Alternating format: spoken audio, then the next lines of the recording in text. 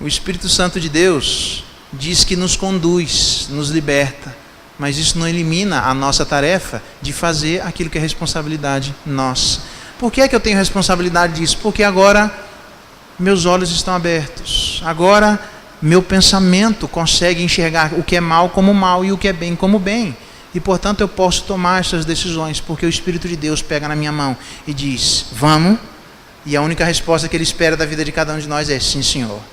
Me lembro quando eu era pequeno, não em Barbacena, mas na Bahia, quando o chique era que eu perguntava para minha mãe quando é que eu ia para a escola. Eu tinha o quê? 6 para 7 anos, eu acho. Quando é que eu ia para a escola sozinho? Porque eu era macho, eu era homem. O homem tinha que ir para a escola sozinho. Esse negócio da empregada ir atrás de mim, isso para a minha cabeça não tinha cabimento. Eu falei, eu quero ir para a escola sozinho. E a minha mãe diz, tá, aquelas respostas que nós damos para os filhos, né? Vai chegar o dia que isso vai acontecer, a gente vai enrolando, né? Chegou um dia que eu planejei, matutei na minha cabeça e disse, é hoje. Olhei, juro que eu olhei, eu juro, cara, eu olhei e não via nada.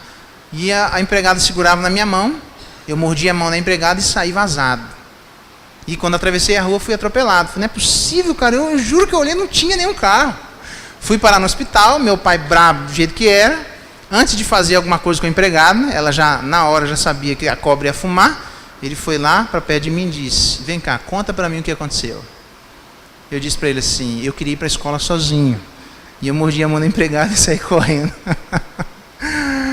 Muitos de nós, às vezes, tentam morder a mão de Deus, dizendo, larga da minha mão. Mas graças a Deus que a Bíblia diz é que Deus é quem segura na nossa mão. Eu consegui morder a mão da minha empregada, da pessoa que cuidava da gente, e me estrupiei. Mas mesmo que a gente tente morder a mão de Deus, Ele não solta da nossa mão, porque a diferença de poder é muito grande. Então Deus segura na nossa mão e diz para mim, Geraldo, vamos, e eu digo, sim Senhor. Às vezes até dá vontade de fazer uma outra coisa e diz, vamos, e você diz, fica calado e vai meio que andando, fica meio em dúvida, e tem muita gente aí, e aí Deus diz, vamos. E a única resposta que Deus espera da vida de cada um de nós é, eu vou, Deus, eu vou por livre vontade, eu vou porque o meu coração está aberto, eu vou porque o Senhor me acompanha, eu vou porque o Senhor me ajuda. E Paulo está dizendo isso à igreja de Roma, que eram pessoas que sofriam perseguições enormes, eu vou dizer isso logo em seguida, pessoas que sofriam perseguições enormes, mas que elas deveriam ter o consolo no coração de que não estavam sozinhas na luta de cada uma delas, diante daquilo que Deus exigia do coração delas. Deus exige de nós santidade, mas nós não estamos sozinhos. Ele nos acompanha com a ação do Espírito de Deus sobre nós.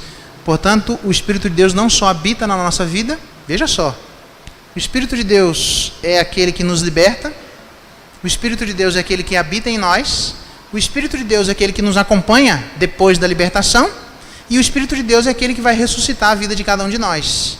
Veja o que é que diz o verso 11. Se habita em vocês o Espírito daquele que ressuscitou a Jesus, é o mesmo Espírito. O mesmo Espírito que ressuscitou Jesus é o mesmo Espírito que habita dentro de nós e é o mesmo Espírito que vai ressuscitar a vida de cada um de nós. Então o Espírito Santo esteve com a vida de Jesus Cristo o tempo todo. E o Espírito Santo está conosco na nossa vida o tempo todo. O Espírito Santo nos liberta do pecado, o Espírito Santo habita dentro de nós, nos ajuda no convívio dessa libertação para nos afastarmos mais e mais do pecado, e depois, quando Jesus Cristo vier, o mesmo Espírito que habita em nós e que ressuscitou Jesus Cristo vai dizer, Geraldo, sai daí.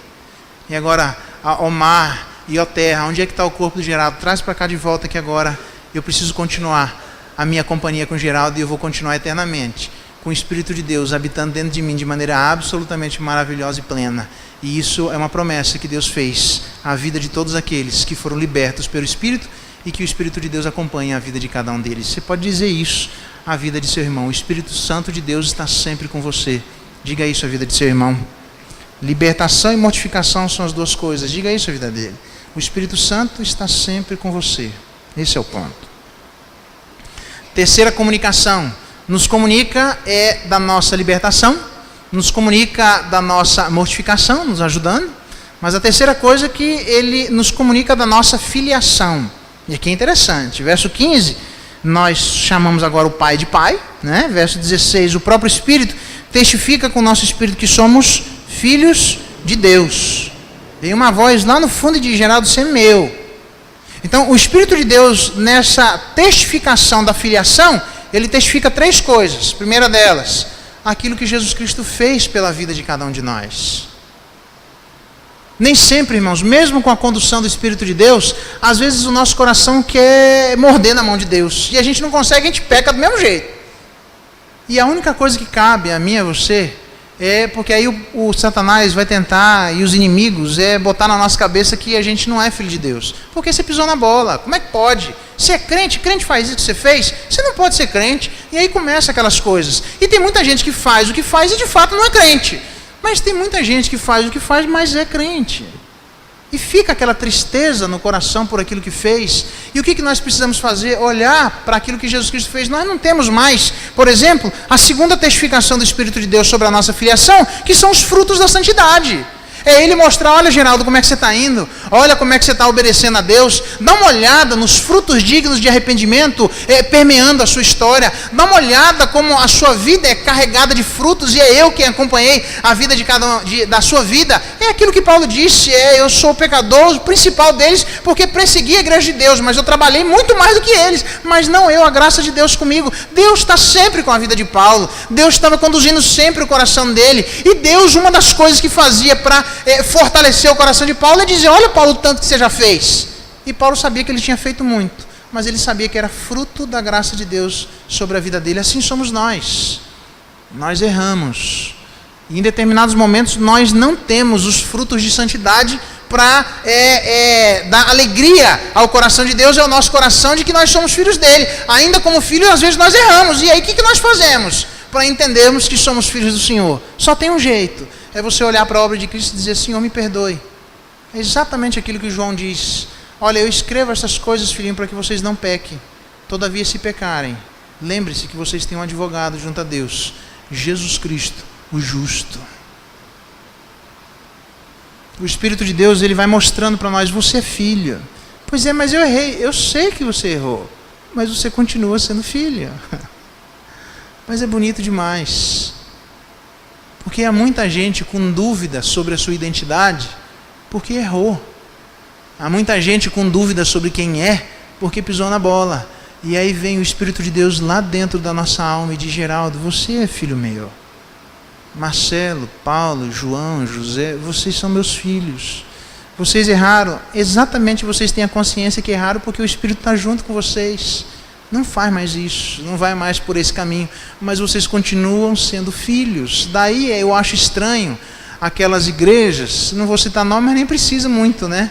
De que onde a pessoa erra, só tem uma atitude, você excomungar a vida da pessoa, porque não há espaço para um recomeçar. E quando nós olhamos a palavra de Deus, sempre há um espaço para um recomeço. Não é para nós nos ficarmos alegres e dizer, se é desse jeito, então eu vou pisar na bola. É só olhar o capítulo 6 de Paulo. Haveremos de continuar debaixo do pecado só porque estamos debaixo da graça? A resposta de Paulo, de jeito nenhum. Nós nem vamos querer isso. Mas nós precisamos ter consciência de que mesmo quando pecamos, Deus continua nos tratando não como pessoas que são estranhas a Ele. Vocês são meus filhos. Hebreus chega ao ponto de dizer sobre essa relação de paternidade, dizendo, Deus disciplina somente aqueles a quem ama, e Deus disciplina aqueles que são seus filhos. Preste atenção na nossa relação com o nosso Deus, mas preste atenção, irmão, na nossa relação com os nossos filhos. É exatamente do mesmo jeito. Os nossos filhos erram e pisam na bola e a gente fica enfurecido com a vida deles. Mas jamais deixe de tratar a vida de seu filho como filho. Porque o nosso Pai jamais deixa de tratar a vida de cada um de nós como filho. Então essa libertação, essa filiação, ele vem testificando no nosso coração o que Cristo fez, os frutos da santidade na vida de cada um de nós, e o Espírito Santo lá dentro dizendo, Geraldo, você é filho. Geraldo, eu sei quem você é. Geraldo, você precisa saber quem você é, porque eu estou junto com você. E Deus vai dar graça para a gente sair de circunstâncias em que porventura nos colocamos. Quarta e última coisa, o Espírito de Deus nos comunica não só libertação, nos comunica não só mortificação, e nos comunica também a nossa filiação, através daquilo que Cristo fez, dos frutos de santidade, e Ele mesmo conduzindo a nossa vida, dizendo, vocês são filhos. Quarta coisa que o Espírito de Deus nos comunica, a nossa aspiração.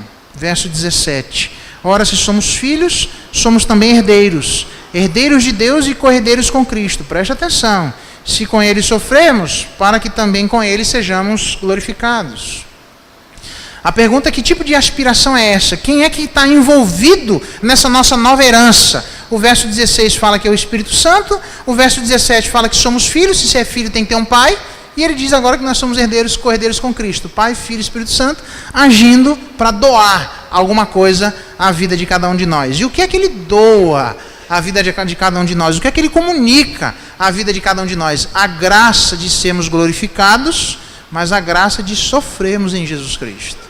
Verso 17 diz: se com ele sofremos, para que também com ele sejamos glorificados. Geralmente, um texto que é citado é quando alguém se converte, qual que é? Você imagina aí, pensa aí, qual é o texto que normalmente as pessoas pensam quando alguém se converte, entrega a vida a Jesus Cristo e vai fazer sua pública profissão de fé. E há essa pública profissão de fé na igreja. As pessoas dizem assim: hoje houve festa no céu.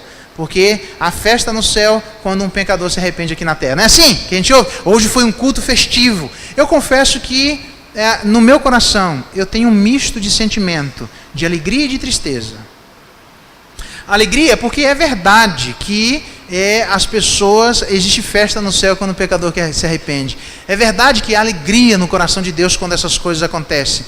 Mas nós jamais podemos nos esquecer que estas pessoas que se arrependeram, antes de serem glorificadas, padecerão, sofrerão, passarão extremas dificuldades na sua vida e na sua história. Terão, muitas delas, a família dividida. Muitas delas, os filhos contra pais. Não é isso que diz a respeito do ministério de Jesus Cristo nos evangelhos? Pais contra filhos, filhos contra pais, divisão dentro de um lar. Por quê? Porque uma pessoa que se arrepende, ela agora tem a mente de Cristo, foi libertada pelo Senhor, é acompanhada por Ele, tem uma nova aspiração, mas é ela, e o resto da família? Agora tem um monte de gente que ainda continua escravo do pecado, a carne continua enferma, não tem condições de obedecer, e lembra o que estas pessoas nesta condição fizeram com o nosso Senhor Jesus Cristo. Eles mataram Jesus Cristo, eles crucificaram a vida de Jesus Cristo, eles fizeram algo de ruim para a vida dele no dia em que ele estava junto conosco no seu ministério terreno. Então não há de pensar que o próprio Jesus Cristo diz: vocês não são maiores do que seu Senhor, e do mesmo jeito que eu fui perseguido, vocês também serão perseguidos. E aí a pergunta que eu fico no meu coração é que é um misto na minha alma, quando eu olho as pessoas que se arrependem, eu fico pensando lá dentro, mais ou menos, aquilo que as mulheres, quando têm filho, ficam pensando depois que tem o primeiro filho. Ninguém disse para mim que era desse jeito. Cadê a Lise aí que a gente estava conversando ontem? As pessoas têm filho e aí começam a ter dificuldade com o filho e aí o filho não dorme. Aí um camarada amigo meu postou lá e dizendo: onde é que está o botãozinho para desligar? Ninguém disse que o filho ia ficar acordado a noite inteira, eu achei que eu ia continuar dormindo. E aí o filho chora sem motivo, eu dou mamar, ele continua chorando, eu pego no colo, continua chorando. Meu Deus do céu, cadê o manual de instrução que diz onde é que esse menino para de chorar? E as pessoas dizem: olha, aproveita para dormir, porque depois que vem o filho você vai ter um pouquinho de dificuldade para dormir. Desse mesmo jeito, eu fico olhando para a vida de pessoas que se arrependem, entregam o seu coração para Jesus Cristo, e no meu coração eu fico muito alegre, mas eu também fico pesaroso, porque eu disse: começou. Ele não sabe o que é que vem, mas começou. E aí muitos dizem: pastor, mas eu comecei minha vida com Deus, e parece que quando eu comecei a coisa piorou. Parece que quando eu comecei a perseguição veio. Parece que quando eu comecei as coisas começaram a andar para trás. Como é que é isso? Eu falei: exatamente aqui, não te falaram? Não te falaram que aqueles que amam Jesus Cristo serão perseguidos? Aqueles que amam Jesus Cristo entraram num embate nesse mundo e que, portanto, não existe possibilidade para a gente tentar encontrar um meio termo, porque ele diz de pessoas enfermas, ele diz da lei da morte e da lei do espírito, pendor da carne e pendor do espírito. Ele diz de duas situações apenas: ou as pessoas que agradam a Deus ou que desagradam a Deus, ou as pessoas que foram libertadas ou que continuam escravas. E agora, se você for libertado, você vai ter que se relacionar com pessoas que ainda não foram libertas e que, portanto, vai trazer um tipo de problema, porque trouxe para a vida de Jesus Cristo. Não será diferente com a vida de cada um de nós. E a pergunta que eu fico é: por que eu preciso levar o evangelho para alguém, ainda sabendo que essa pessoa vai sofrer? E eu fico triste, eu olho assim, foi meio... E às vezes dá algumas famílias, dependendo da família, a pessoa se converte, nossa, a luta é muito grande, irmão. E nós, para sermos honestos, completamente, deveríamos dizer num culto público: hoje teve festa no céu, mas hoje Deus está chamando para a gente orar mais, porque teve mais um que se arrependeu, mas teve um monte de gente que não se arrependeu. Não só da sua família, mas de pessoas que não foram convertidas. E quando ele levantar a bandeira dizendo eu sou de Cristo, meu amigo, se fizeram com Jesus Cristo o que fizeram, o que você acha que vão fazer em relação à vida de cada um deles? Eles vão sofrer, eles precisam das nossas orações, eles precisam do nosso choro, eles precisam da nossa acolhida, eles precisam do nosso carinho. Aí faz sentido o que Paulo diz, que ele sofre para que as pessoas cheguem à maturidade. Por quê? Porque muitas delas vão penar até que essa maturidade chegue. Então por que a gente deve pregar o evangelho para elas? Mesmo sabendo que isso vai resultar em, de repente, lares divididos, vai resultar em profunda perseguição, guerra, separação mental. Ela tem a mente de Cristo, mas muitos não têm. A resposta, primeiro, porque Deus existe e é verdade. Não tem como fugir disso. A segunda resposta possível é porque se ele tentar pela sua própria vida viver com Deus, sem Deus, ele está perdido.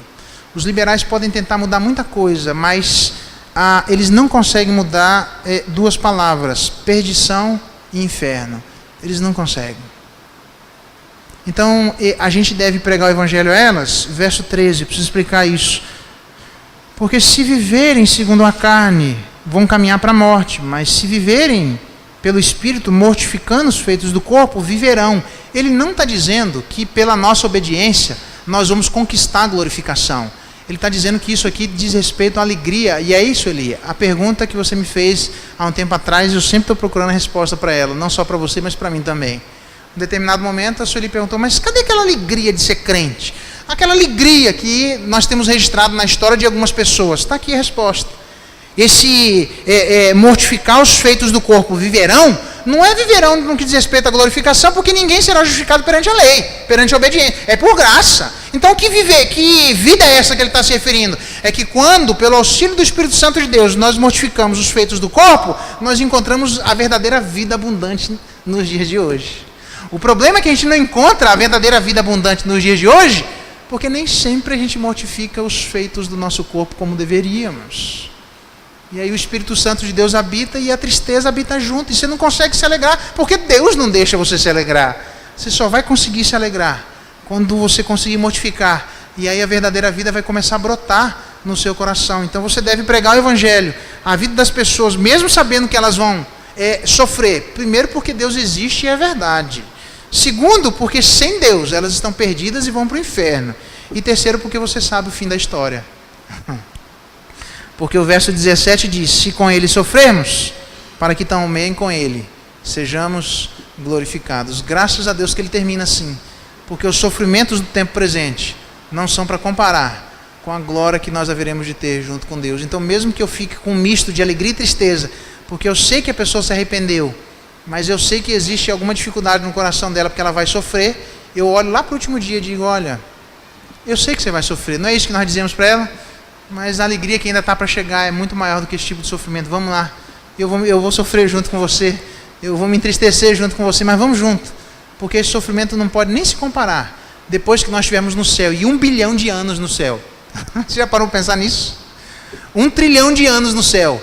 Diz a Bíblia que a mulher grávida sofre para ter o filho, depois que tem o filho, no mesmo momento ela esquece. Agora você imagina 1 milhão de anos no céu. Se no mesmo momento no céu a gente vai esquecer, você imagina 1 milhão de anos no céu. Cara, nossa! 1 milhão de anos, o céu é desse jeito, como é que lá eu era tão titubeante assim? Como é que lá eu duvidava tanto assim? Como é que lá eu era frouxo em relação... Eu sei que chove, mas era só... Olha tanto de coisa maravilhosa no céu. Pode não ter picanha, pode não ter churrasco, mas tem muitas outras coisas que a gente não sabe que tem que vão ser boas. O céu é muito bom, irmãos. Então, mesmo que a gente fique com um misto de tristeza, a gente deve continuar levando o evangelho à vida de cada uma delas, porque esta aspiração que existe no nosso coração deve existir na vida de cada um daqueles que entregaram seu coração para Jesus Cristo. Eu queria encerrar dizendo que todos nós precisamos prestar atenção na ação do Espírito de Deus em relação à vida da igreja. A primeira é a libertação, é o Espírito de Deus quem comunica isso. Ele nos comunica a mortificação, que é Ele quem nos ajuda a mortificarmos o nosso erro.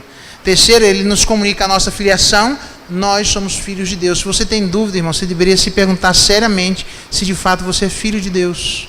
Porque em última instância, só pode ter certeza da salvação quem é filho de Deus, quem é filho de Deus. Não adianta você tentar produzir uma certeza no coração dela, porque é o Espírito Santo de Deus quem faz isso. Então lá no fundo você precisa... Como é que eu sei que eu sou filho de Deus? É porque vem uma voz e diz: Geraldo, é isso, Geraldo, você é meu, beleza. Tem nada a ver com programação da igreja, tem nada a ver com os erros que esporadicamente cometemos, tem a ver com Deus chegar lá na nossa alma e dizer: Geraldo, você é meu. Em última instância, Ele nos dá uma nova aspiração, que mesmo que sabemos que vamos sofrer no presente momento, sabemos que esse sofrimento não pode ser comparado com as grandes coisas que esperam para serem reveladas para a vida de todos nós. Vamos orar? Queria que você colocasse seu coração e todos os problemas que você tem para conduzir a sua vida na presença de Deus. E quem sabe, peça auxílio ao Espírito Santo de Deus, dizendo: eu preciso do teu auxílio, eu preciso da tua ajuda, eu preciso da tua paz, eu preciso da tua bênção, para que o Senhor me acompanhe. Se você tem dificuldade para vencer o pecado, peça ajuda ao Espírito Santo de Deus. Diga: Espírito Santo de Deus, me ajude a vencer isso, porque Ele vai acompanhar você, irmão. Se você está tendo problema entre você e o seu pai, peça ajuda ao Espírito Santo de Deus. Se você está tendo problema com o seu filho, com o pai dele, peça ajuda ao Espírito Santo de Deus. Deus, é só o Senhor que pode nos ajudar. De repente faltou uma mortificação aqui e ali, ajuda, Deus. Ressuscita isso. Faz da graça para eu saber que eu sou filho. Faz da graça para eu saber que de fato eu sou alguém que pertenço a Ti. Vamos ficar de pé. Vou orar encerrando, impetrando a bênção sobre a vida dos irmãos. Coloque seu coração, sua história e saiba que o Espírito Santo de Deus comunica muita coisa a nós, que sem Ele nós não podemos fazer nada. Pai bendito, obrigado pela Tua palavra. Obrigado porque o Espírito Santo de Deus nos acompanha sempre. É Ele quem nos libertou. É o Espírito Santo de Deus quem habita no nosso coração. É o Espírito Santo de Deus quem vai glorificar a vida de cada um de nós. É o Espírito Santo de Deus que está conosco o tempo todo dizendo quem nós somos. Deus, se existe alguém nessa noite com dificuldades, com o coração apertado para andar diante de Ti, por causa de algum feito que não fez o que deveria ter feito, ajuda, Deus, em nome de Jesus, a no fundo do coração essa pessoa ter certeza de que ela é Tua e ela te pertence. Mas nos dá graça para que todos nós entendamos que mesmo que o Espírito Santo tenha libertado a vida de cada um de nós e nos acompanhe, nós temos a responsabilidade de ativamente fugirmos do pecado. Abençoa a vida da Tua igreja para que dia após dia essa seja uma realidade de todos nós e possamos ter essas aspirações e esse testemunho interno de que nós somos Teus filhos, para que mesmo quando às vezes, esporadicamente, de em quando errarmos, temos a certeza de que o Senhor nos acompanha e temos um advogado junto ao Pai. Ó Espírito Santo de Deus, nos acompanha a vida de todos nós. E se tem alguém aqui que ainda não foi liberto pelo Senhor, dada a Tua graça, faz sair nessa noite repensando a Tua história. Porque ninguém pode ser Teu filho se o Espírito de Deus não habitar nele. Abençoa, Deus, para que saiamos daqui todos repensando sobre a nossa vida contigo, não só de libertação, mas também de comunhão. É a nossa oração em nome de Jesus. E agora, irmãos, que a graça de nosso Senhor Jesus Cristo, o amor de Deus, nosso eterno Pai, a comunhão e a comunicação do Espírito Santo de Deus estejam sobre vocês, irmãos, e sobre todo o povo de Deus espalhado pela face da terra, hoje, pelos séculos dos séculos. Amém.